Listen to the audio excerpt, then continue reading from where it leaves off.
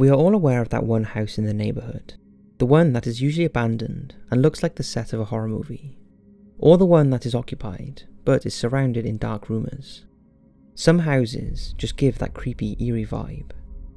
These 5 fit that bill like no other, and some of their backstories behind them is truly terrifying. Make sure to stay for number 2 because we have a special announcement. As always, hit those lights, sit back, and enjoy. The Iowa Axe Murder House. If there are any skeptics out there, then apparently this is the house you need to spend the night in. Because by sunrise, you'll become a believer in paranormal entities. It's the Velasca Axe Murder House in Iowa, and was the scene of one of the grisliest murder cases in American history. On June the 10th, 1912, Joshua Moore, his wife Sarah, and their 4 children, along with Ina and Lena Stillinger, who was staying over, were found bludgeoned to death by an axe. Supposedly, according to 2 cigarettes found in the attic, the killer may have been waiting for them up there for the Moore family and the guests to fall asleep before attacking. They were all slaughtered with such force that axe marks were left gouged into the ceilings.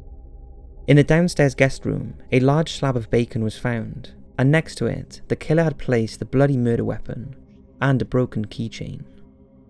In the kitchen, there was a plate of food next to a bowl of blood-filled water. The crazed killer also draped clothes over the smashed-up faces of his victims, and covered every mirror and exposed window with a cloth. Despite there being several suspects, the heinous murders have never been solved, and the killer would have remained at large for the remainder of their life. Today, the house is a tourist attraction. It's decorated as it would have been on that fateful night, and has no electricity or running water.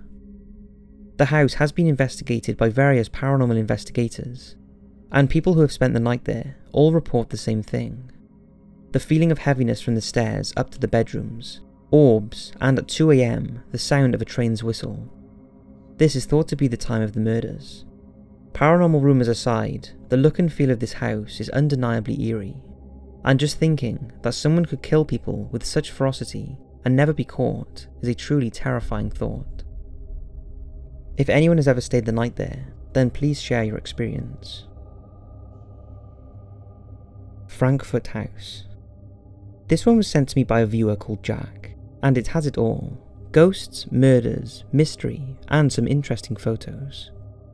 In 1999, a guy called Kevin Ziegler, who is a friend of Jack's mother, purchased a house in Frankfurt, a house that had stood empty for some 15 years. Shortly after he moved in, he would experience silverware disappearing, doors opening in the middle of the night, and coffee mugs exploding. One night, while Skyping with a friend, he stepped away from the camera, and while he was gone, his friend saw the ghost of a little girl, standing in front of the camera. Another time, a neighbour knocked on his door, saying there was a little girl dangling her feet from the 3rd floor window, and was at risk of falling. Ziegler also claimed that on the night of October the 22nd, he would always hear a girl crying and screaming.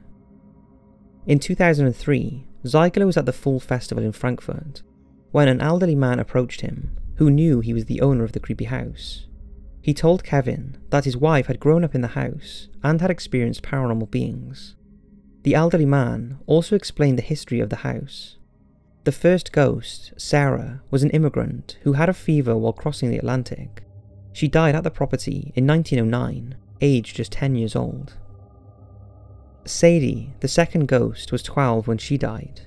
She boarded a train in Boston to move away from her abusive parents, and got off in Frankfurt in 1901. She then got a job at the house as a maid, which at the time was a bordello. One night, a man by the name of Will mistook Sadie as a prostitute, and she was raped, beaten, and had her throat slit. Sadie was then wrapped in a sheet by workers and buried in a grave by the nearby train tracks. Both Sarah and Sadie died in the same room on the 3rd floor. Kevin listened to the old man, but was still unsure, so he asked nearby residents and neighbours, who all confirmed the stories were true. In another creepy twist, he discovered the date Sadie died was the 22nd of October. Ziegler has since moved to Florida, and it's rumoured that the girls have followed him. the haunted house of St. Mark's Road in Bangalore, India. This abandoned house in Bangalore, India has the reputation of being one of the most haunted buildings in India. And with its history, it's easy to see why.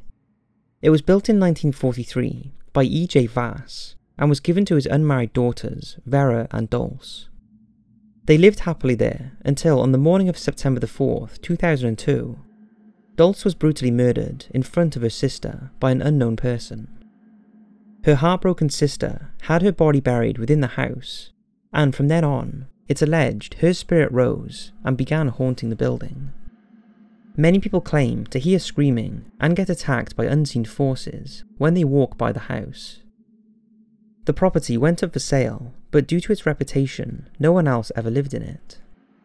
It's since been demolished, but because of its notoriety, even the land it once stood on is thought to resonate negative energy, and no one is interested in purchasing it. The lady who brought this house to my attention lives nearby, and she has had her own strange experience of the area. She was with friends heading to a restaurant on St. Mark's Road, but didn't cross the road with them, so had to walk past the site of the demolished house. Nothing out of the ordinary happened, but when she got to the restaurant, her friends pointed out a big red patch on her back that was not there previously. She believes that this could have something to do with the house's once dark reputation. What do you think?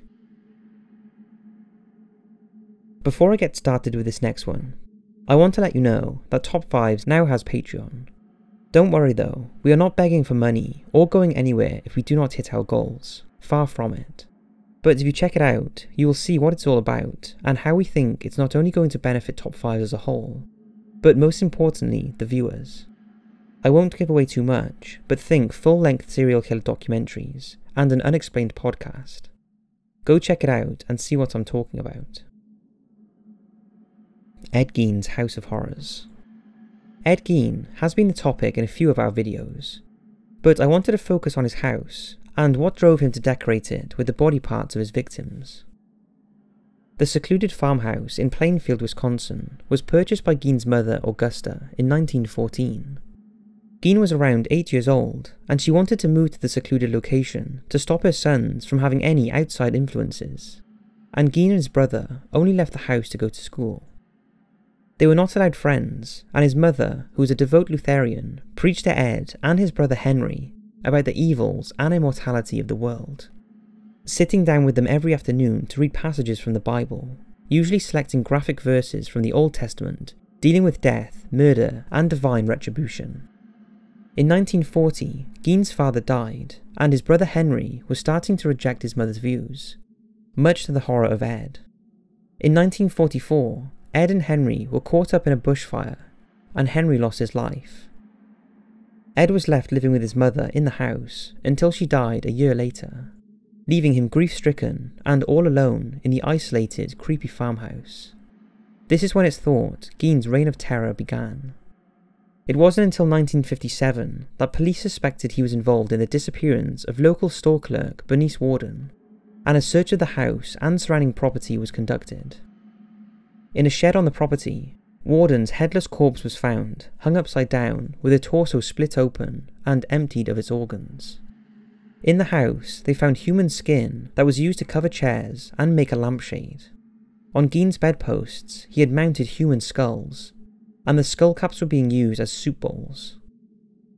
One of the ceiling light poles was human lips, and the head of Mary Hogan, another missing woman, was found in a paper bag. They also found clothing made with human adornments, such as a belt covered in human nipples, a mammary vest made out of a woman's torso, and socks made from human flesh.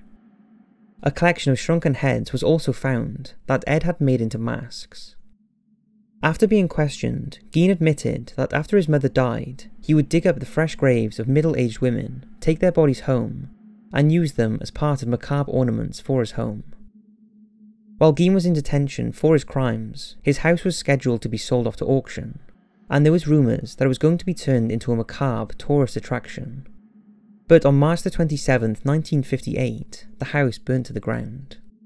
Today, the site is a magnet for tourists, and there is even an Ed Gein road trip. The extensive land surrounding the original farmhouse has never been properly searched, and it's possible that some of Gein's secrets are still lurking beneath the ground. Jonestown. This one is a little off topic, but I've always wanted to talk about it. In regards to creepy houses, I will use the houses of the Jonestown people, who all died, as the thought that they once lived in these houses is an incredibly eerie thought, and photos of the houses have always given me a creepy feeling. There is so much information to talk about this that it needs a full video, but in 1955, Jim Jones founded and headed the People's Temple, a new religious movement that combined elements of Christianity with socialist politics and racial equality. Over the years, Jones became a controversial figure, but had built up a substantial following. In 1974, he negotiated a lease on 3,800 acres of jungle in northwestern Guyana. Construction began on what would later be known as Jonestown, and followers were encouraged to relocate from their homes in the US to their new settlement, a place he described as a socialist paradise and sanctuary away from media scrutiny. However, once they arrived, they discovered that living conditions were basic, the heat was unbearable, and the bugs and lack of privacy were far from the utopia they had been promised. Despite this, by 1978, nearly 1,000 followers had relocated there. The residents worked long hours in the snake-infested fields, and the food was scarce, but Jones seemed to have brainwashed his followers into staying, although a growing number were becoming disillusioned with their new life, and became concerned about Jones's increasingly erratic and ominous behaviour. Then in November 1978, US Rep. Leo Ryan flew to Guyana to investigate claims that the People's Temple members were being held at Jonestown against their will. He was joined by worried relatives, journalists, and delegation staff. During his visit, Ryan met several members who sought help to return to the US. He also managed to rescue a group of followers who wanted to escape the Jonestown regime immediately. This move angered Jones so much that he sent a group of gunmen to the airstrip where Ryan was waiting to board his plane, and they ambushed and killed him, along with 4 others. Back at Jonestown, Jim rallied his followers and was heard on audio saying, "We've had as much of this world as you're going to get. Let's just be done with it. Let's be done with the agony of it." He then ordered his followers to drink Kool-Aid that was full of cyanide. More than 900 people died, around 300 of which were children. Some who refused to drink the poison were forcibly injected instead. Jones himself died of a single gunshot wound, thought to be self-inflicted. It was the largest single loss of American civilian life in a deliberate act until the terrible events of September the 11th. Today, a memorial in Oakland, California, serves as a tribute for those who died. But there is no memorial on the site where so many lost their lives. The compound was left eerily deserted before the Guyanese government allowed its reoccupation by refugees from Laos for a few years in the early 1980s. The building and grounds were looted by local Guyanese people, but were never taken over because of their association with the mass killing. In the mid-80s, the buildings were destroyed by fire, after which the ruins were left to rot and be reclaimed by the jungle. Few people have visited the site since, although in 1998 Jim Jones Jr. went back to his former home and chillingly recognised a drum that was used during mealtimes and which he believed was used to hold the poisoned Kool-Aid. In 2003, on the 25th anniversary of the tragedy, a TV crew filmed at the overgrown site and uncovered a standing still Cassavana mill, the only significant structure still standing. Other miscellaneous items were also discovered, a chilling reminder of the families that once lived there. Today, little remains of the rows of shared dorms or the radio room which Jones delivered his propaganda broadcasts. It's rumoured that beneath the compound, Jones built a labyrinth of tunnels in preparation for the nuclear attack he prophesied, where he allegedly stashed gold nuggets. For the people who died there, the sad reality is that in life they were isolated, and in death very few remembered them. Of the 900 people who died that terrible day, over 400 of them were never claimed, and their bodies were buried in a mass grave in Oakland, California. In 2014, remains of 5 victims of the massacre, were found in an abandoned Delaware mortuary where they had lain forgotten for 36 years. So that's 5 houses with terrifying and tragic backstories. Thanks for watching, and as always, I'll see you in the next video.